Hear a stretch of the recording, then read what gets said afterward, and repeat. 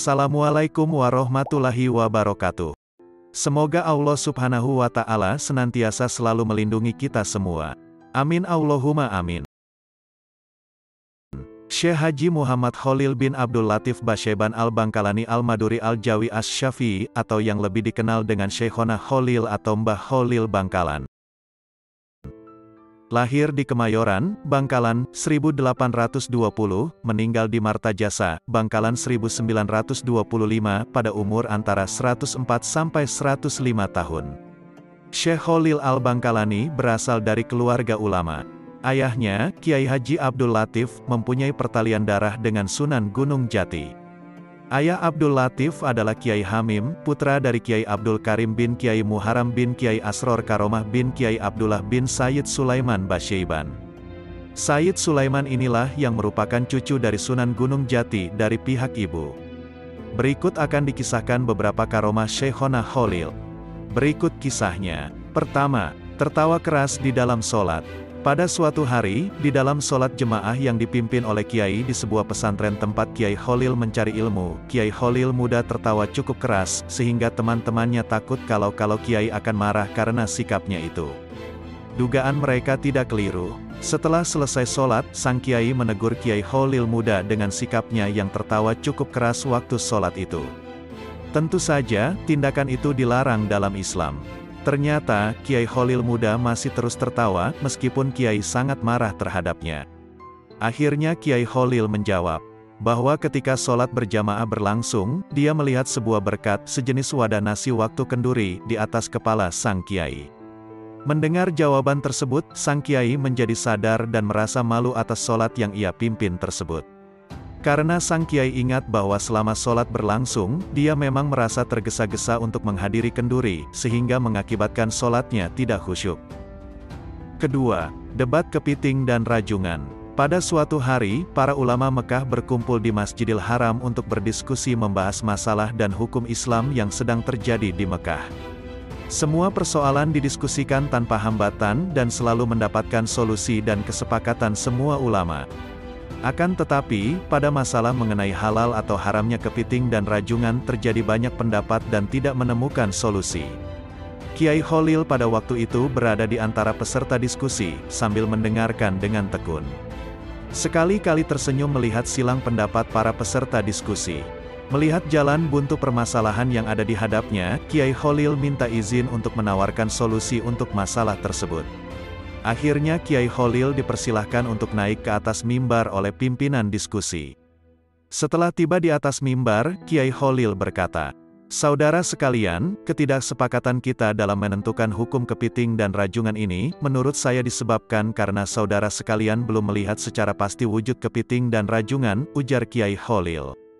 Semua ulama yang hadir dalam diskusi tersebut menyetujui keterangan Kiai Khalil tersebut. "Saudara sekalian, adapun wujud kepiting seperti ini," ucap Kiai Khalil sambil memegang kepiting yang masih basah. "Sedangkan yang rajungan seperti ini," lanjut Kiai Khalil sambil memegang rajungan yang masih basah, seakan baru mengambil dari laut. Semua hadirin merasa terpana. Suasana menjadi gaduh karena keanehan tersebut. Mereka hanya bisa merasa heran dan bingung dari mana sang Kiai Khalil mendapatkan kepiting dan rajungan dengan sekejap saja. Maka setelah kejadian tersebut, masalah halal atau haramnya kepiting dan rajungan telah menemukan solusinya. Sejak kejadian itu, Kiai Khalil menjadi ulama yang disegani di antara ulama Masjidil Haram. Ketiga, ke Mekah naik krocok, sejenis daun aren yang dapat mengapung di air. Pada suatu sore di pinggir pantai daerah Bangkalan, Kiai Khalil hanya ditemani oleh Kiai Syamsul Arifin, salah seorang murid dan sahabatnya. Mereka membicarakan perihal urusan pesantren dan persoalan umat. Tak terasa waktu sudah berlangsung lama, dan matahari hampir terbenam. "Kita belum sholat asar Kiai," kata Kiai Syamsul Arifin. "Astagfirullah," kata Kiai Khalil menyadari kehilafannya. "Waktu asar hampir habis, kita tidak mungkin sholat secara sempurna Kiai," ucap Kiai Syamsul Arifin. "Kalau begitu, ambil kerocok untuk kita pakai ke Mekah," kata Kiai Khalil. Setelah mendapatkan kerocok, mereka menumpanginya dengan duduk di atas kerocok tersebut. Beberapa saat, Kiai Khalil menatap ke Mekah, tiba-tiba kerocok yang ditumpanginya melesat dengan cepat ke arah Mekah. Sesampainya ke Mekah, azan sholat asar baru saja dikumandangkan, dan mereka mendapatkan saf pertama sholat asar berjamaah di Masjidil Haram.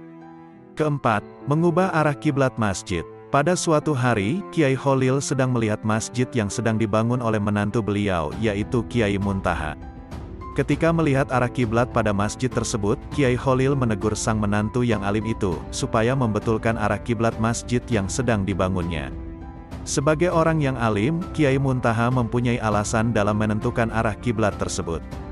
Beberapa argumen ditunjukkan kepada Kiai Kholil dalam penentuan arah kiblat. Melihat menantunya tidak ada tanda-tanda untuk mendengar nasihatnya, Kiai Kholil tersenyum sambil berjalan ke arah tempat pengimaman yang diikuti sang menantu. Kiai Kholil mengambil sebuah kayu untuk melubangi dinding tembok arah kiblat dan menyuruh Kiai Muntaha untuk melihat lubang pada dinding masjid di tempat pengimaman. Betapa kagetnya Kiai Muntaha setelah melihat lubang itu. Sang menantu melihat dalam lubang kecil itu terlihat Ka'bah yang berada di Mekah dengan sangat jelas. Dengan penglihatan itu, Kiai Muntaha heran dan sadar bahwa arah kiblat yang menjadi kiblat bangunan masjidnya salah. Arah kiblat bangunan masjid terlalu miring, dan terbukti benar apa yang dikoreksi Kiai Kholil. Kelima, membelah diri. Karomah lain dari Mbah Kholil adalah kemampuannya membelah diri. Dia bisa berada di beberapa tempat dalam waktu bersamaan. Pernah ada peristiwa aneh saat beliau mengajar di pesantren. Saat berceramah, Mbah Kholil melakukan sesuatu yang tak terpantau mata, tiba-tiba baju dan sarung beliau basah kuyup. Para santri heran. Sedangkan beliau sendiri cuek, tak mau menceritakan apa-apa. Langsung ngeloyor masuk rumah, ganti baju. Teka-teki itu baru terjawab setengah bulan kemudian. Ada seorang nelayan sowan ke Mbah Kholil. Dia mengucapkan terima kasih. Karena saat perahunya pecah di tengah laut, langsung ditolong Mbah Kholil. Keenam, menyembuhkan orang lumpuh seketika. Suatu hari, ada seorang keturunan Cina sakit lumpuh, padahal ia sudah dibawa ke Jakarta tepatnya di Betawi, namun belum juga sembuh. Lalu ia mendengar bahwa di Madura ada orang sakti yang bisa menyembuhkan penyakit. Kemudian pergilah ia ke Madura, yakni ke Mbah Kholil untuk berobat. Ia dibawa dengan menggunakan tandu oleh 4 orang, tak ketinggalan pula anak dan istrinya ikut mengantar. Di tengah perjalanan, ia bertemu dengan orang Madura yang dibopong karena kakinya kerobohan pohon. Lalu mereka sepakat pergi bersama-sama berobat ke Mbah Kholil. Orang Madura berjalan di depan sebagai penunjuk jalan. Kira-kira jarak kurang dari 20 meter dari rumah Mbah Kholil, muncullah Mbah Kholil dalam rumahnya dengan membawa pedang seraya berkata, "Mana orang itu? Biar saya bacok sekalian." Melihat hal tersebut, kedua orang sakit tersebut ketakutan dan langsung lari tanpa ia sadari sedang sakit. Karena Mbah Kholil terus mencari dan membentak-bentak mereka, akhirnya tanpa disadari, mereka sembuh. Setelah Mbah Kholil wafat, kedua orang tersebut sering ziarah ke makam beliau. Ketujuh, kisah pencuri timun tidak bisa duduk. Pada suatu hari petani timun di daerah Bangkalan sering mengeluh. Setiap timun yang siap dipanen selalu kedahuluan dicuri maling. Begitu peristiwa itu terus-menerus. Akhirnya petani timun itu tidak sabar lagi. Setelah bermusyawarah, maka diputuskan untuk sowan ke Mbah Kholil. Sesampainya di rumah Mbah Kholil, sebagaimana biasanya, kiai tersebut sedang mengajarkan kitab Nahwu. Kitab tersebut bernama Jurumiyah, suatu kitab tata bahasa Arab tingkat pemula. "Assalamualaikum Kiai," ucap salam para petani serentak. "Waalaikumsalam warahmatullahi wabarakatuh," jawab Mbah Kholil. Melihat banyaknya petani yang datang, Mbah Kholil bertanya, "Sampeyan ada keperluan ya?" "Benar Kiai, akhir-akhir ini ladang timun kami selalu dicuri maling, kami mohon kepada Kiai penangkalnya," kata petani dengan nada memohon penuh harap. Ketika itu, kitab yang dikaji oleh Kiai kebetulan sampai pada kalimat Zaidun, yang artinya, Zaid telah berdiri. Lalu serta-merta Mbah Kholil berbicara sambil menunjuk kepada huruf Zaidun. "Ya, karena pengajian ini sampai Zaidun, ya Zaidun ini saja pakai sebagai penangkal," seru Kiai dengan tegas dan mantap. "Sudah Pak Kiai," ujar para petani dengan nada ragu dan tanda tanya. "Ya sudah," jawab Mbah Kholil menandaskan. Mereka puas mendapatkan penangkal dari Mbah Kholil. Para petani pulang ke rumah mereka masing-masing dengan keyakinan kemujaraban penangkal dari Mbah Kholil. Keesokan harinya, seperti biasanya petani ladang timun pergi ke sawah masing-masing.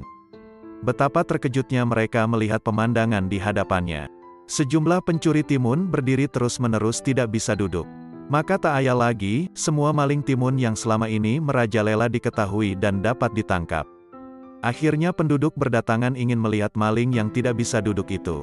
Semua upaya telah dilakukan, namun hasilnya sia-sia. Semua maling tetap berdiri dengan muka pucat pasi karena ditonton orang yang semakin lama semakin banyak. Satu-satunya jalan agar para maling itu bisa duduk, maka diutus wakil petani untuk sowan ke Mbah Kholil lagi. Tiba di kediaman Mbah Kholil, utusan itu diberi obat penangkal. Begitu obat disentuhkan ke badan maling yang sial itu, akhirnya dapat duduk seperti sedia kala. Dan para pencuri itu pun menyesal dan berjanji tidak akan mencuri lagi di ladang, yang selama ini menjadi sasaran empuk pencurian. Maka sejak saat itu, petani timun di daerah Bangkalan menjadi aman dan makmur. Sebagai rasa terima kasih kepada Mbah Kholil, mereka menyerahkan hasil panenannya, berupa timun ke pondok pesantren berdokar-dokar.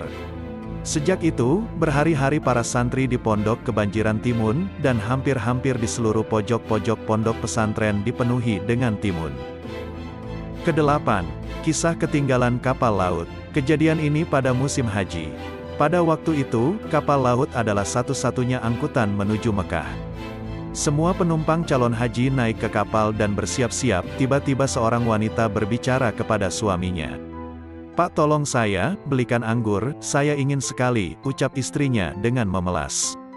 "Baik kalau begitu. Mumpung kapal belum berangkat, saya akan turun mencari anggur," jawab suaminya sambil bergegas keluar kapal. Suaminya mencari anggur di sekitar ajungan kapal, namun tidak ditemui penjual buah anggur seorang pun.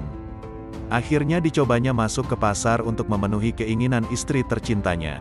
Dan meski agak lama, akhirnya anggur itu didapat juga. Betapa gembiranya sang suami mendapatkan buah anggur itu. Dengan agak bergegas, dia segera kembali ke kapal untuk menemui istrinya. Tapi betapa terkejutnya setelah sampai ke ajungan, kapal yang akan ditumpangi semakin lama semakin menjauh. Sedih sekali melihat kenyataan ini. Ia duduk termenung tidak tahu apa yang mesti diperbuat.